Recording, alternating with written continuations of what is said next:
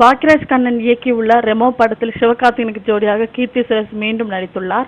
அனிருத் இசையமைத்துள்ள இந்த படத்தில் சதீஷ், யோகி பாபு, சரண்யா, KS ரவிக்குமார், ஆடுகளம் நரேன் உள்ளிட்ட பலர் நடித்துள்ளனர். வரும் அக்டோபர் 7ஆம் தேதி ரிலீஸ் ஆகும் இந்த படத்தை ஜப்பானில் வெளியிடும் உரிமையை மெட்ராஸ் மூவிஸ் எனும் நிறுவனம் பெற்றுள்ளது. ரிலீஸுக்கு முன்னரே இந்த படம் அதிக எதிர்பார்ப்பையும் சிவகார்த்திகேயன் பெண் வேடம் மிகுந்த வரவேற்பையும் பெற்றுள்ளது. ரஜினி படங்களை தவிர்த்து மற்ற அனைத்து நடிகர்களின் படமும் ஜப்பானில் உள்ள யோகோயாமா மற்றும் டோக்கியோ ஆகிய 2 பகுதிகளில் மட்டும் வெளியிடுவார்கள்.